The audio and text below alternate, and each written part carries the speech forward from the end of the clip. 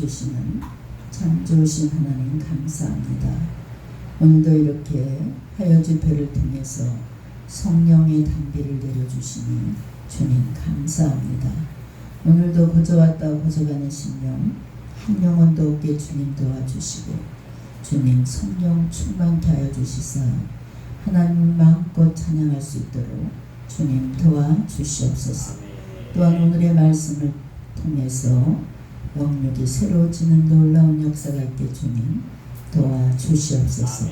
감사드리며 우리 주 예수님의 이름으로 기도했습니다. 아멘. 할렐루야.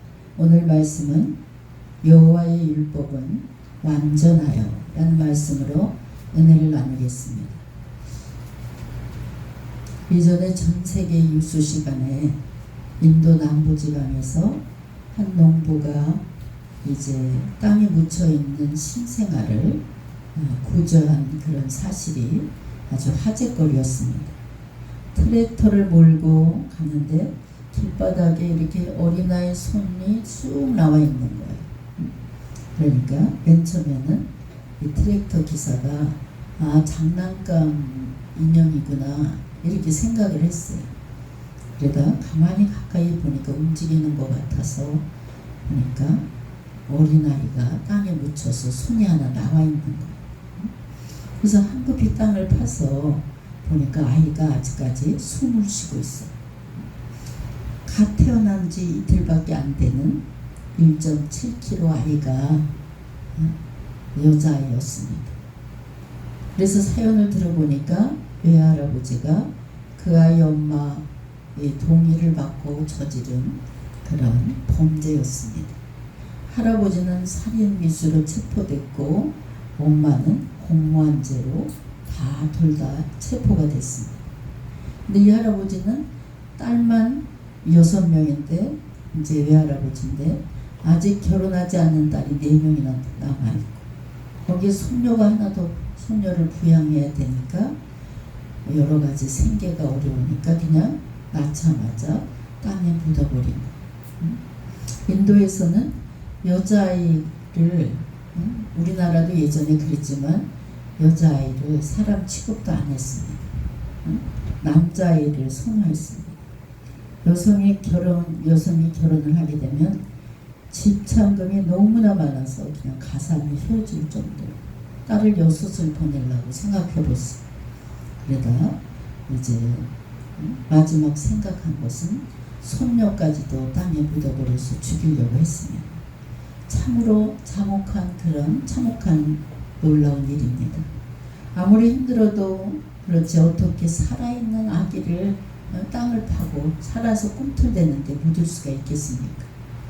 요즘은 자기 자식을 때려 죽이는 사람도 있고 어른들이 힘들다고 해서 아이들까지 다 약을 먹여서 또 죽이는 경우도 우리가 봅니다. 참으로 말세의 징조는 너무나도 잔인한 것을 우리가 뉴스를 통해서 많이 듣게 됩니다. 이렇게 태어난 지 이틀이나 되지 않는 아이를 땅속에 묻었는데 더 놀라운 사실은 아이가 죽지 않았다는 것입니다. 이것이 놀라운 인간의 생명력이라는 것입니다. 그런 점에서 본다면 산다고 사는 것이 아니고 죽인다고 해서 다 죽는 것이 아니라는 것입니다. 궁극적으로 생명은 누구한테 속했습니까? 하나님께 속해 있는 것입니다. 그래서 생명체는 강한 아주 생명력을 지니고 있습니다. 이것이 생명의 신비라고 이렇게 말할 수 있습니다. 영적인 생명도 마찬가지입니다. 우리가 그리스도인으로 거듭난 새로운 생명을 가진 하나님의 자녀가 되었다면 신앙에도 생명력이 있다는 사실을 믿으시기 바랍니다. 생명은 반드시 꿈틀거리면서 자랍니다. 모든 성도들이 목표로 삼고 있는 자신의 내적 성숙을 위해서 이제 꿈틀거린다면 놀라운 생명력을 가지고 더욱더 신앙이 성숙되어 가는 것을 볼 수 있습니다. 거듭난 우리의 영혼은 반드시 내적으로 성숙해져야 된다는 사실을 여러분 기억하시기 바랍니다. 아니 성숙할 수밖에 없습니다. 왜냐하면 생명력이 있기 때문에 우리는 성숙할 수밖에 없어요.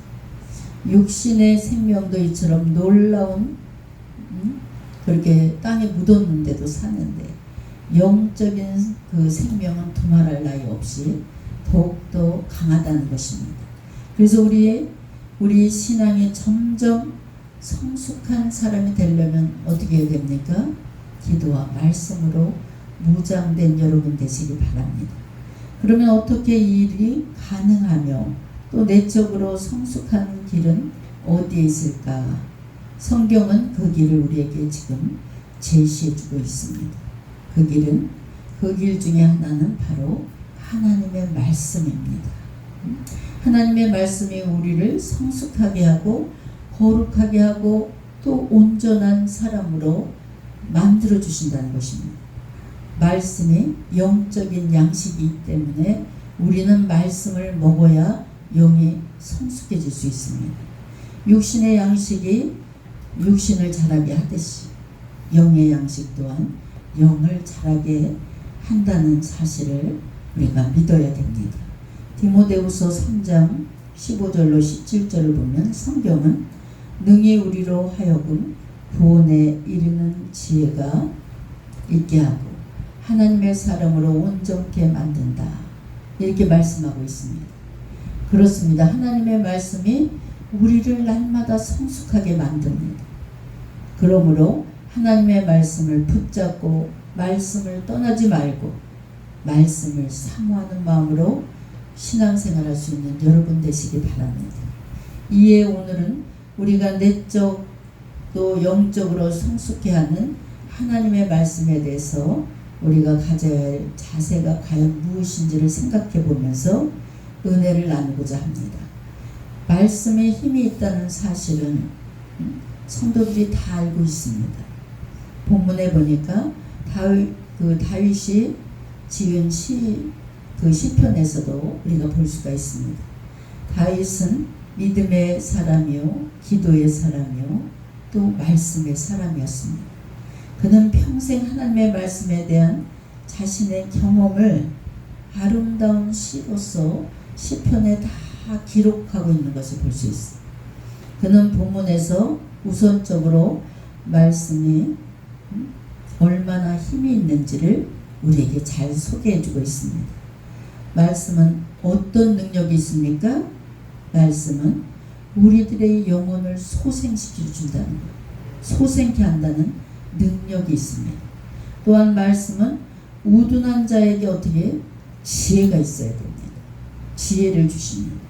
그래서 똑똑한 사람보다 지혜로운 사람이 성공을 많이 하는 것을 우리가 봅니다. 또 말씀은 마음을 늘 기쁘게 하고 평안을 가져다 줍니다. 또 말씀은 사람의 눈을 밝게 하고 또 놀라운 힘을 그때그때마다 가져다 줍니다. 우리의 영혼이 소생케 되는 것보다 소중한 일은 이 세상에 더 없습니다. 세상을 지혜롭게 사는 것보다 또한 행복한 일은 없습니다. 우리의 마음이 기쁜 것보다 감사한 일이 없고 우리 영혼의 눈이 밝은 것보다 또 아름다운 것은 없습니다.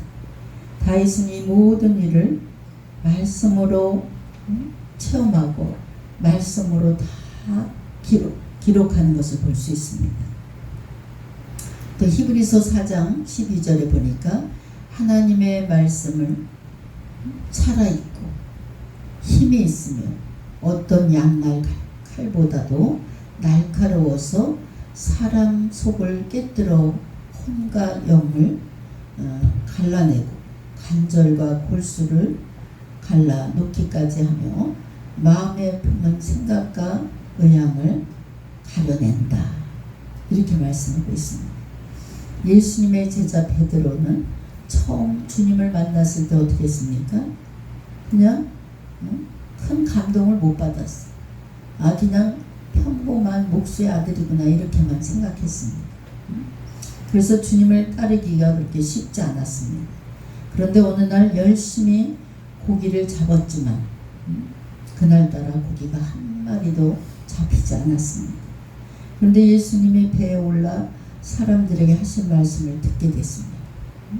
그 말씀은 생명의 말씀이었고 영혼을 살리는 그런 생명력이 넘치는 말씀이었어요. 말씀에 깊은 감동을 받고 있던 중에 주님이 베드로에게 깊은 데로 가서 그물을 내리라 이렇게 말씀하셨습니다. 전에 같으면 귀담아 듣지 않았을 거예요. 그렇지만 그날따라 주님의 말씀에 큰 감동을 받고 베드로는 이렇게 말하는 것을 볼 수 있습니다. 선생님, 우리들이 밤이 새도록 수고하였을 때 잡은 것은 없다마는 말씀에 의지하여 내가 그물을 내리리라. 그리고 곧 말씀대로 실행에 옮깁니다. 그러니까 놀라운 일이 벌어집니다. 한 마리도 잡지 못한 그런 날이었는데 말씀에 의지해서 그물을 내렸더니 그때 그물이 찢어질 정도로 고기가 잡혔다는 사실입니다. 그 말씀은 곧 그리스도의 말씀이 얼마나 강한 힘을 가지고 있는지를 우리에게 그대로 보여주고 있습니다. 이제 존 홀리라는 사람은 노벨상 수상자였습니다. 근데 노벨상 수상한 사람 400명을 15년 동안 연구를 해서 보니까 유대인과 기독교인이라는 연구 결과로 그 책을 쓰게 됐습니다. 이 책에서 그는 노벨 수상자가 탁월한 지혜를 얻게 된 배경이 어디 있나 이것을 파헤쳤는데 어디에서 지혜를 얻었냐 하면 성경에서 얻었다는 것입니다. 수상자 중 97명에 해당되는 대다수 사람들이 성경을 아주 가까이 하고 성경 말씀대로 행하면서 살았다 이겁니다. 이것이 바로 말씀이 주는 힘인 줄 믿으시기 바랍니다. 여러분이 살아갈 때 힘도 없고 소망도 없다고 이렇게 입으로 투덜대지 마시고 하나님의 강한 말씀을 붙잡으시고 하나님께서 힘 주시고 능력을 주시는 줄 믿으시기 바랍니다. 말씀의 능력은 이 세상에서 가장 영예로운 자에게 주어지는 노벨 수상자가 되는 것입니다. 여러분, 이 말씀의 힘을 우리는 분명히 알고 신앙생활을 해야 됩니다. 그리고 말씀을 그냥 읽지만 마시고 이 말씀이 믿어져야 돼요. 믿지 못한 말씀 100번 읽어도 소용이 없습니다. 어떤 분들은 뭐 성경을 막 50독을 했니 60독을 했니 이렇게 자랑하는데 중요한 것은 내가 이 하나하나의 이 말씀이 믿어지는 게 중요합니다. 그래서 말씀을 가까이 하고 묵상하라 이겁니다. 말씀을 또한 의지하라고 계속해서 말씀하고 계십니다. 여러분 말씀을 여러분의 심령에 새기시길 바랍니다. 그 말씀이 여러분에게 영적인 힘이 되고 영양분이 되어서 영적으로 내적으로 성장하게 되는 것을 봅니다. 누가복음 1장 37절에 대저 하나님의 모든 말씀은 능하지 못하심이 없느니라. 우리가 이렇게 이런 하나님을 믿는 거예요. 우리 하나님은 못하시는 일이 없는 거예요. 요한복음 8장 32절에도 진리를 알지니 진리가 너희를 자유롭게 하리라.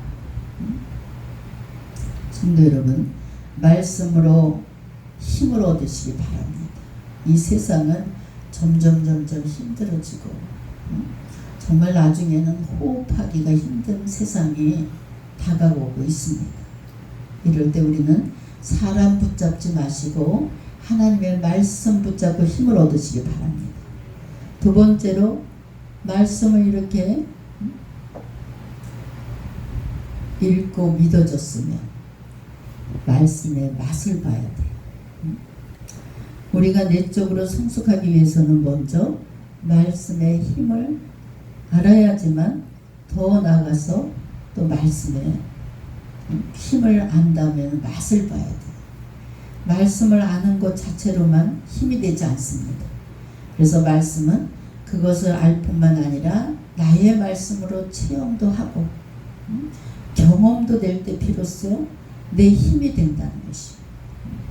아무리 좋은 말씀이라 할지라도 내가 말씀의 맛을 보지 못하면 짠지 단지 그 의미를 모릅니다. 남에게 좋은 말씀이라도 내가 그 말씀의 맛을 보지 않으면 내게는 아무런 유익이 되지 못한다는 거예요. 다윗은 바로 그 말씀의 맛을 경험한 사람이 바로 다윗입니다. 그래서 이렇게 고백합니다. 여호와를 경외하는 도는 정결하여 영혼까지 이르고 여호와의 법도 진실하여 다 의로우니 금 곧 많은 순금보다 더 사모할 것이며 꿀과 꿀송이보다 더 달도다. 이렇게 말씀이 얼마나 단 것까지도 맛을 본 사람이에요. 또 시편 119편 103절에도 이런 말씀이 나옵니다. 주의 말씀의 맛이 내게 어찌 그리 단지요. 내 입의 꿀보다 더하나이다. 말씀의 맛을 보면 꿀보다 더 달다는 것을 느껴집니다. 내적으로 성숙한 사람이 되기 위해서는 이렇게 맛을 알아야 돼요. 말씀의 참맛을 보아야 우리가 또 말씀의 모든 경험을 생활 속에서 할 수가 있습니다. 말씀의 맛을 보기 위해서는 우리는 음식을 대하듯이 같은 자세로 말씀을 대해야 된다는 것이. 먼저 음식을 맛을 보기 위해서는 어떻게 해야 됩니까? 먹어야 돼. 먹지 않고 어떻게 우리가 말씀의 그 음식의 맛을 알겠어? 먹지 않으면, 맛을 보지 않으면 짠지 단지를 알 수가 없습니다. 말씀도 마찬가지. 말씀은 먹어야 그 맛을, 말씀도 알 수가 있습니다. 물론 말씀을 먹는다는 것은 말씀을 읽고 묵상하는 것입니다. 말씀의 맛을 알기 원하면 읽는 것부터 시작하세요. 늘 성경 한 장씩이라도 읽으세요. 세상에 돌아가는 모든 일을 보면 알려면 어떻게 해요? 신문을 읽어야 돼요. 그래서 우리가 그냥 무조건 사는 것이 아니라 뉴스 시간은 꼭 하루에 한두 번은 꼭 봐야지 세상 돌아가는 판도를 알 수가 있습니다. 예전에 신문을 많이 봅니다. 또한 지적인 만족을 위해서는 양서를 많이 읽어야 돼요. 영혼의 성숙을 위해서는 무엇을 많이 읽어야 됩니까? 성경을 많이 읽어야 돼요. 성경을 읽을 때 깊은 맛을 알고 놀라운 일이 말씀을 읽을 때 벌어진다는 것이에요. 웨슬리는 말씀을 읽다가 은혜를 받고 18세기 혼돈에 빠져있는 영국을 말씀으로 구해내는 것을 볼 수 있어요. 영국 전체를 말씀이 구해냈습니다. 또 슈바이처 박사는 성경을 읽다가 감동을 받고 아프리카에 들어가서 그냥 의료 선교를 말씀에 감동을 받고 한 사람. 또한 루터는 로마서를 읽다가 회심했고 종교 개혁을 일으키는 그런 위대한 인물이 됐습니다. 어거스틴도 성경을 읽다가 방탕한 길에서 돌아섰습니다. 그리고 성경을 읽어 깊은 맛을 알 때 이러한 모든 위대한 인물들이 세워질 수 있고 여러분 삶 속에서도 엄청난 기적의 역사를 말씀으로 체험할 수 있습니다. 또한 말씀의 맛을 제대로 느끼려면 말씀에 대한 영적인 갈급함을 느껴야 돼요. 즉 말씀에 대해서 영적 굶주림을 느껴야 하는 것입니다. 어떤 음식이 제일 맛있습니까? 이 세상에서. 우리 박용태 우리 성도님 어떤 음식이 제일 맛있어? LA 갈비가 맛있어? 닭갈비가 맛있어? 뭐가 제일 맛있는 음식이 어떤 것이냐. 굶주린 다음에 먹는 음식이 가장 맛있는 음식. 시장할 때 먹는, 아주 배가 잔뜩 고팠을 때 먹으면 그냥 김치 한 가지도 맛있는 거. 여러분, 이렇듯이 시장이 반찬이라는 말도 있습니다. 우리가 말씀에 대해서 굶주림을 느끼고 갈급해할 때, 또 목마른 사슴이 시냇물을 찾듯이 말씀을 우리가 대할 때 그 속에 그냥 기쁨과 감격을 느낄 수 있다는 것이에요. 여기는 목사님이 말씀 한 장이라도 읽으라니까 그냥 읽자, 이렇게 읽는 거 하고, 내가 막 갈급해서 이 말씀을 읽을 때 구구절절 전 말씀이 이렇게 살아 움직이는 것을 제가 하늘산 기도원에 가서 이 말씀을 읽다가 이 성경책 안에서 예수님이 십자가를 지고 골고다에 올라가신 그 장면이 막 말씀 속에 보이는 거예요. 그래서 말씀을 보다 그냥 펑펑 울면서 거기서 뒤집어졌어요. 야, 이게 바로 말씀이 살아 움직인다는 것이구나. 이것을 거기서 체험했습니다. 여러분, 뛰어난 미각은 감각적인 것입니다. 마찬가지로 말씀의 맛을 위해서도 영적인 감각이 필요합니다. 말씀의 맛은 영적인 감각을 통해서 깊어지는 것을 볼 수 있어요. 미각은 저절로 생기는 것이 아닙니다. 미각을 잃을 때는 아무 맛을 모르는 거예요. 자꾸 먹다 보면 자기 입맛이 형성되는 것을 느낄 수 있습니다. 아이들을 보면 태어날 때부터 입맛을 가지고 태어나는 아이들이 없어요. 싱거운 것도 그래서 아이들은 잘 먹어요. 어머니가 키우면서 입맛을 만들어주는 것을 볼 수 있습니다. 아이들이 크면 누가 해주는 것을 제일 잘 먹습니까? 어머니가 해주는 음식을 가장 맛있다고 잘 먹어요. 근데 장가 가기 전에는 엄마 음식이 최고라고, 엄마께 제일 맛있다고 이렇게 장가 보내고 10년 살아봐요. 자기 아내 음식이 최고라고 그래요. 이렇게 변하는 것을 볼 수 있어요. 어떤 사람은 장가 가서도 엄마 밥처럼, 엄마 반찬처럼 똑같이 하라고 먹는 것 때문에 이혼한 사람도 있대. 반찬 때문에. 여러분, 맛은 감각적인 것입니다. 그래서 점점 맛에 빠지게 되면 점점 거기에 길들여지는 것을 볼 수 있어요. 성경의 맛도 영적인 감각을 찾게 되는 것을 볼 수 있습니다. 여러분, 그러므로 우리는 말씀의 맛을 먼저 볼 줄 아는 여러분 되시기 바랍니다. 말씀의 깊은 세계로 우리가 빠져들어야 됩니다. 분명 하나님의 말씀은 꿀보다 더 귀한 말씀이지만 말씀의 깊은 맛을 경험함으로써 더욱더 우리가 영적으로 성장할 수 있다는 것입니다. 내적으로도 성숙한 그런 어른이 된다는 것입니다. 시편 119편 139절을 보면 내가 주의 계명들을 사모함으로 내가 입을 열어 헐떡였나이다. 이 정도로 말씀을 사모해야 돼요. 여러분, 말씀의 맛에 빠져들어 보세요. 얼마나 말씀이 힘이 되고 달고 맛있는지 모르고. 그래서 영육의 힘을 얻게 되고 말씀이 내 생활 속에 살아 움직이는 것을 느낄 수 있습니다. 또 마지막으로 말씀의 맛을 보면 어떻게 됩니까? 그 뜻을 알게 돼요. 그리고 그 뜻대로 순종하게 됩니다. 우리가 내적으로 성숙한 길은 분명 말씀에 있습니다.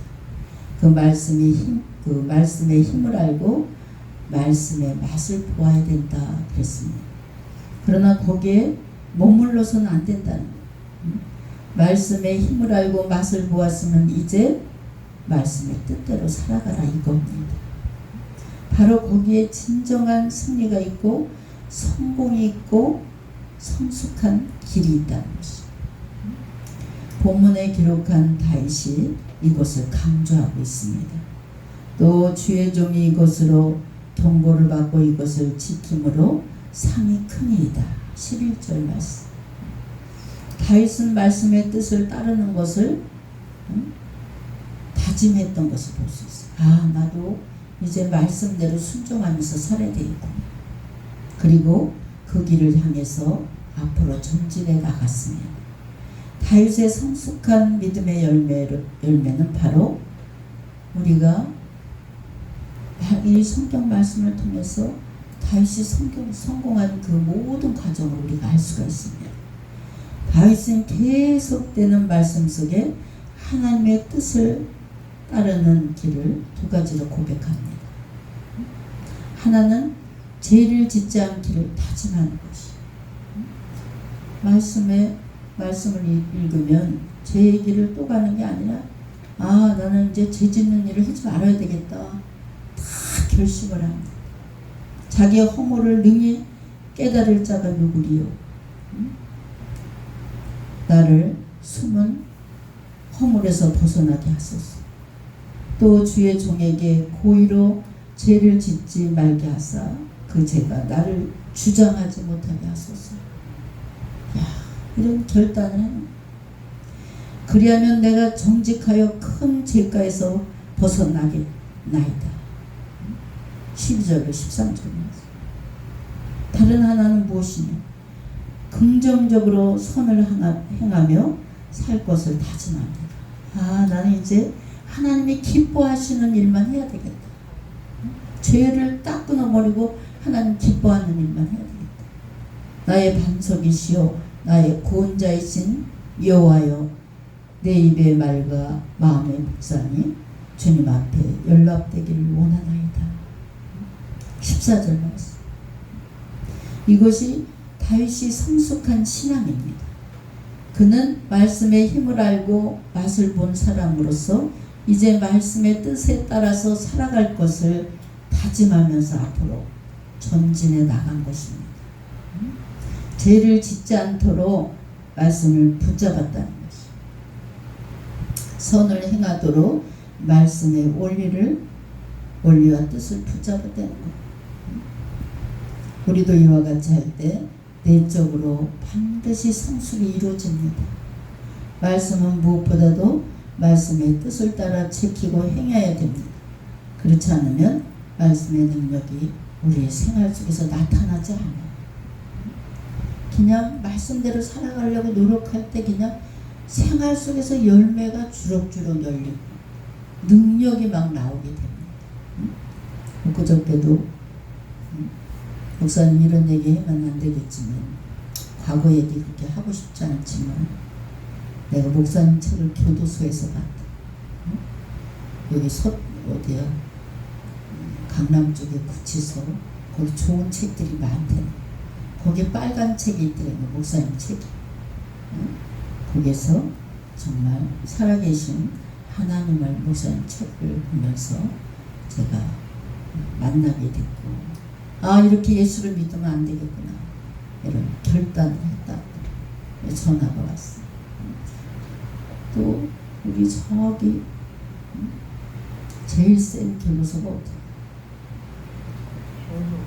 청송교도소. 거기 그 빨간 책이 많대는 거기서 또 그냥 왔다 갔다 예수 믿던 사람들이 거기서 성령의 실체 삼위일체 하나님을 인정하나 성령을 부인하는 자들이요. 이게 책 제목이야. 근데 그 책을 보고 정말 다시는 죄 짓지 않게 하자 결단을 하고 나왔다. 이런 분들이 있었어요. 우리는 모든 물건에는 설명서가 있습니다. 물건을 사면 설명서. 물건을 사면 언제나 따라오는 설명서를 우리가 잘 봐야 돼요. 저는 설명서를 눈여겨서 잘 안 보고 폼크린칭을 바르고 잔 적이 있어. 아침까지. 아침에 보니까 힘들라고 보니까 거품이 자꾸 나와. 그래서 돋보기를 쓰고 보니까 폼크린칭을 그냥 밤새도록 바르고 잔. 이야, 이 기가 막힌 일. 엄마 설명서를 똑바로 읽어봐야지. 그 독한 거를 밤새도록 바르고 잤다. 찐덕거리지도 않아. 어쩐지 그냥 좀 이상하다, 이게 팩 같다, 이런 생각은 했어. 거기에는 그 물건의 특징, 또 분해, 조립, 고장나면 대처하는 방법, 보관 방법, 이런 게 자세히 다 적혀져 있습니다.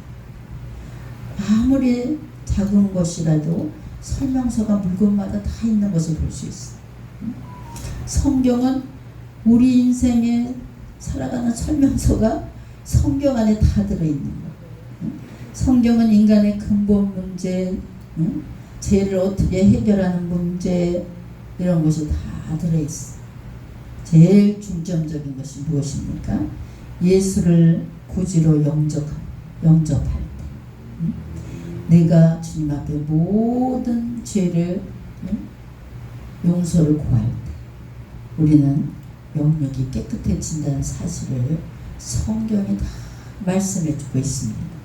성경은 예수님께서 우리 죄값으로 치르시기 위해서 돌아가셨다 다시 살아났음을 우리에게 알려주고, 우리가 주님께 모든 것을 맡길 때 우리로 하여금 주님을 닮아가도록 말씀을 볼 때 우리의 모습이 변화된다는 것을 증거해 주고 있습니다.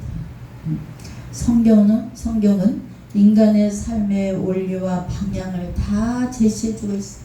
여러분, 인간의 방향을 제시하고 있는데, 성경 말씀에 제시해 주고 있는데 어떻게 죄 짓는 길로 자꾸 가면 어떻게 돼요? 그냥 그렇게 얼굴빛을 보면 알아요. 그냥 성령 말씀대로 살고 성령이 충만한 사람은, 내가 목사지만 그 눈을 못 쳐다보겠어. 얼마나 반짝거리고 빛나는.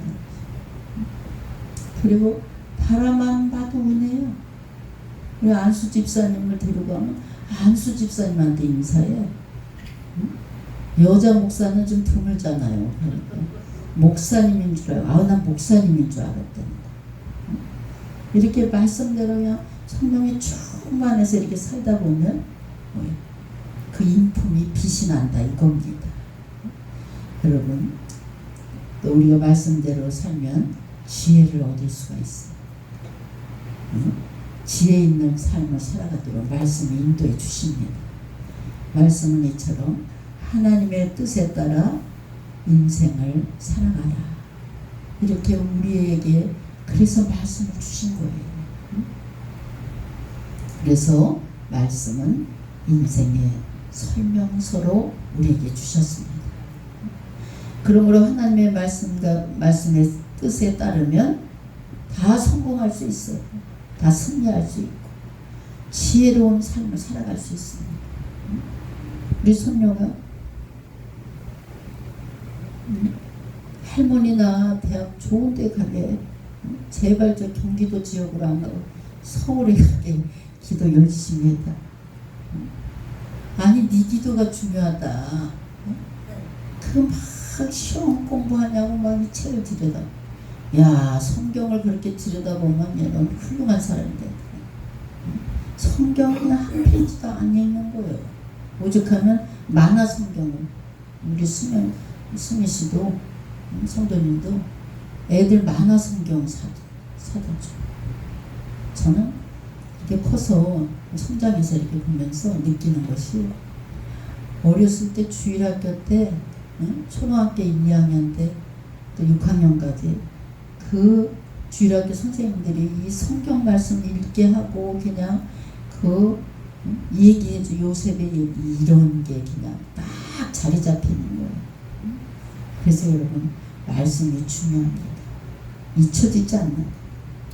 그러므로 여러분, 성경을 읽고 맛을 보고 경험을 해야 말씀대로 살아가게 되는 줄 믿으시기 바랍니다. 그래서 우리는 말씀의 원리를 행해야 됩니다. 그 길이 내적의 성숙의 길이고 형통한 삶의 길이고 또한 복받는 길이고 잘되는 길인 줄 믿으시기 바랍니다. 미국의 최신부 장관을 지닌 백화점의 왕이에요. 존 오너 메이커라는 사람이 있어요. 근데 그는 어렸을 때 얼마나 고생을 많이 했는지. 그러나 나중에 미국에서 제일 가는 백화점을 가진 부자였어요. 그가 최신부 장관이 됐을 때 토요일마다 그냥 자기 집하고 엄청 먼데 거기까지 가서 주일학교 교사를 꼭 했다는 거예요. 최신부 장관인데 교사로 봉사를 하고 월요일이면 다시 워싱턴으로 와가지고 장관 일을 하고 정말 신앙생활을 너무나 예쁘게 잘하는 그런 장관이었습니다. 그는 사업으로 번 돈을 금연운동 또 사업자 여자 사업자들이 실패했을 때 도와고 또 교육기관을 많이 건립했습니다. 그는 전 세계 YMCA 이 조직을 세운 사람이 바로 존 오너 메이커. 그는 하나님 것과 내 것을 확실하게 구별했어. 여러분, 제가 이렇게 보면 하나님 것도 내 것이고 내 것도 저도 그랬어요. 과거에 한 80만원 100만원까지 11조 생활 잘. 근데 1000만원 800만원 이렇게 11조가 늘어나면 그냥 은혜로 해 적당히. 근데 이분이 어떻게 이렇게 부자가 됐냐. 10의 2조를 하면서 그냥 가난하고 병든 사람들을 위해서 기부를 그냥 아낌없이 했어요. 부자로 사는 그 장로님들을 보면 하나님 앞에 정확한 그런 물질 생활을 하는 것을 볼 수 있어요. 여러분, 그가 기부를 전 세계적으로 했고 우리나라에도 YMCA 건물을 친 사람이 바로 이 사람입니다. 내 인생의 모든 가치관은 9살 때 1달러 50센트 주고 산 성경책이 자기가 그렇게 만들었다는 거예요. 얼마나 9살 때부터 성경을 많이 읽었나. 나는 지금까지 성경대로 살려고 노력했고 성경의 뜻대로 따라갔다. 성경 덕분에 나는 80세의 인생을 하나님의 은혜 가운데 이렇게 살아올 수 있었다. 이렇게 고백한 거예요. 말씀은 내가 승리할 수 있었던 가장 큰 비결 중에 하나가 하나님의 말씀이다. 이겁니다. 하나님이 내 인생의 주인이 되신다는 것을 늘 고백하면서 그는 하나님의 우선주의로 살았다. 누가복음 11장 28절에도 예수께서 이르시되 오히려 하나님의 말씀을 듣고 지키는 자가 복이 있느니라. 여러분, 하나님의 말씀대로 살아야 돼요. 항상 하나님의 말씀대로 살아야 돼요. 이 말씀대로 살아야 내적으로 성숙할 수 있습니다. 그러므로 우리는 내적 성숙을 이루기 위해서는 말씀의 힘을 알아야 돼요. 말씀의 맛을 알아야 돼요. 말씀의 뜻을 따라 살아갈 줄 아는 그런 인생이 돼야 됩니다. 그럴 때 분명 우리는 내적으로 성장할 수 있는, 성숙할 수 있는 그런 온전한 믿음의 사람이 될 수 있다는 것입니다. 여러분 모두 인생을 성공으로 이끄는 내적 성숙을 위해서 말씀을 날마다 보시고 마음판에 새기시고 정말 말씀에 바로 선 사람은 좌로나 우로나 치우침이 없어. 근데 신앙생활은 그냥 바람이 부는 대로 흔들리면서 하는 분이 있어. 그냥 여자고 남자고 줏대가 있어야 돼. 줏대. 특히 하나님의 자녀들은 그냥 줏대가 있어야 돼. 나는 하나님 말씀대로 이제 내가 응? 하나님 한번 만나봐야 되겠다 결단을 딱 내리고 그냥 제가 늘 강조하잖아요. 하나님 한번 딱 만나니까 그냥 인생이 바뀌더라니까요. 응? 기도 중에 말씀 중에 딱 하나님 만나면 그냥 자기 인생이 확 변화되는. 여러분 말씀 붙잡고 승리의 삶을 살아갈 수 있는 여러분이 되시길 주의 이름으로 축원합니다. 기도하겠습니다.